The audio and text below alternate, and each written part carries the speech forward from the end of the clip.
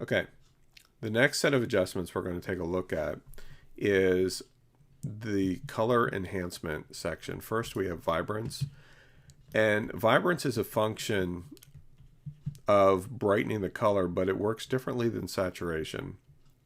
First of all, with Vibrance, as we move the slider to the right, it will increase the colors just subtly. The whole object of Vibrance is to maintain the pixel integrity of the image, but just boost the color slightly. So it functions primarily with the color areas in the highlights and a little bit in the midtones, whereas with saturation increases the color globally. So you'll notice that everything is getting more saturated, brighter, all of that together. There are some occasions where saturation can make sense to increase your color slightly. I use Vibrance all the time in just giving my photographs a little bit of an extra kick. Like if you're taking pictures in the fall and the trees have color in them, just increasing the Vibrance a little bit will still allow the photograph to look real, but just boost up those colors. And there's advantages to doing that because our camera sensors can't always record the colors as we see them. And so tools like Vibrance and even saturation give us the ability to add some of that brightness and snap back into our colors. The next tool is hue and saturation. And saturation in this configuration works exactly the same. The lightness control works exactly the same as we saw in levels, the bottom area that we saw in levels. The big difference in this tool is working with hue, and this literally gives us the ability to shift the color scheme globally. So if I left mouse click and drag the cursor to the right, it shifts the hue of the entire image. So all the pixels are being affected accordingly. Same way if I go to the right. And you can achieve some pretty cool effects this way. Even if you're working in graphics and not photographs, a hue shift can really come in handy as well. And once again, you can affect the hue in just individual color schemes or across the board with the master. Now, with saturation together with hue, it allows you to brighten the colors or desaturate them. The more you move the slider to the left, the less color shows in the original image. The more you move it to the right, the more color shows.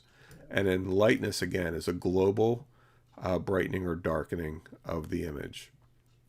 Now, there's another feature in hue and saturation, and that's colorize. It's off by default. And if I click it and turn it on, essentially what it does is it applies a single color to the overall picture, very similar to what we saw with duotone, except this is just on one color. And we can choose what that color is by moving the hue throughout the range. And you'll notice that the color corresponds to what you're seeing in this on the rainbow slider here. And then you also have control over how it's being applied from a saturated perspective. So if I have a black or a full color picture and I want to just turn it to, say, an orange like this, colorize gives me the ability to do that very easy. And by the way, it also works equally as well using black and white photographs. And of course, as always, there's presets that you can achieve specific effects. Like if you want your photograph to look like a cyanotype, you can click that preset and it automatically sets everything so that it appears that way. There are also, let's say you have a certain setting that you really like a lot and you want to keep that, you can actually save that preset. And if you click save, it'll give you the ability to name that preset, and then it'll store it up here in this area so that you can go back to it and just apply it over and over again to your image. The next tool we have is color balance. And color balance gives you the ability to make color tweaks to the different areas, shadow, midtone, and highlight. So you notice right now, midtones is selected. Let's say that I want to just affect the color shading on the shadows. If I click shadow, You'll notice that I have a cyan, magenta, yellow, red, green, and blue. And the more I move the slider to the left, the more yellow is introduced into the shadow area. If I move it to the right, the more blue is introduced to the shadow area. Same with the magenta versus the green, cyan versus red. So you can get very specific with these. If I choose highlights, it's primarily going to target the lighter areas of the picture. Okay, so using these three levels, midtone, highlight, and shadow, you can get very specific in adjusting certain parts of your photograph or image in a way that the other tools can't mirror. Okay, and then once you're happy with how they appear, you can just click OK. The next tool in this section is black and white.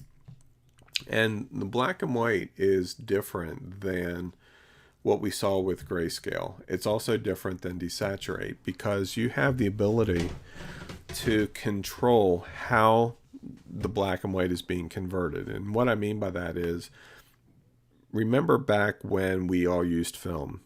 If we were shooting with black and white film, putting a filter on the front of our lens controlled how the light was striking the film. And so as a result, if we had a red filter on, the landscape appeared one way versus if we had a green one on. Well, this set of controls mimics that exact same process. So for instance, on this particular picture, if I increase the blue, you notice that because there was a lot of blue in the sky, it starts to blow the sky out, but it really doesn't affect the other areas that much. Same with the red. If I increase the red, because there's red in this area of the rocks, it actually starts to lighten it up or darken it. So it gives me the ability to control how the black and white is being converted based upon these colors. Okay, and there's also presets, and you can see like high contrast blue filter. It's blowing out the sky almost completely, but you can see how the settings are set. Same with high contrast red or infrared. If you wanted to mimic the effect of infrared, you could choose that preset. And so literally, regardless of whatever photograph or image that you're working on, you can control exactly what is being shifted into the grayscale arena at the different color levels. So if you have a picture, let's say, that has a lot of yellows in it, you may want to preserve those whenever you're converting it to black and white. And so that may mean turning the yellow section back, but enhancing the blues. If, let's say, that there's a really strong blue sky, by moving the blue slider to the left, you can darken the sky, but keep the tonal range of every other part of the image completely intact. So that's the power of working with the black and white conversion part of the sliders here. Next, in the color adjustment section, we have photo filter. And this is kind of similar to the conversion process, except that, again, when we used film, there were different kinds of film. Like there was daylight film, there was tungsten film. And if you use daylight film indoors, the end result tended to look a little on the cool side or a little blue. And to compensate for that, we would screw different types of filters, again, onto the front of our lens, like a number 85 warming filter or a number 81. And we could also achieve special effects using different filters that we would add to the front of the lens. These photo filters essentially work the same way. Okay, so you notice if I apply the cooling filter 82, it globally affects the entire image as if there was an 82 filter on the front of your camera. Same with green, okay, or deep red. And you would think, right, that it would just be, bam, there's this deep red. But you notice that you can control the density. So you have control over how much your image is being impacted based on the filter that you're choosing, because it may just be a subtle shift that you want to make. You know, like let's say we want to warm this up a little bit, say with an 81 warming filter. You'll notice that if I move it to the right, it warms it up a lot. And by warm means shifts it to the yellow versus the blue. So maybe I just want to shift the image slightly, say 23%. You'll notice if I click the preview on and off, how it just appears a little bit more bright with the warming filter applied.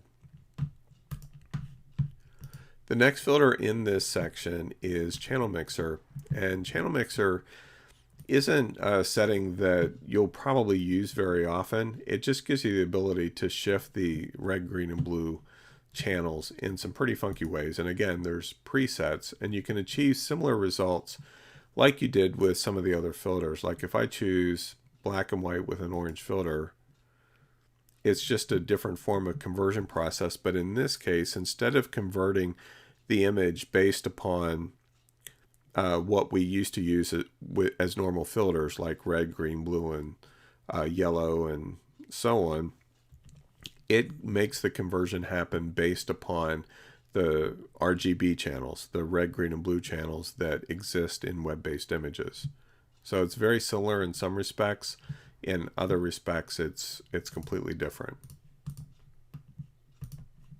And of course, you can also use it to enhance the colors just from a red, green, or blue perspective as well.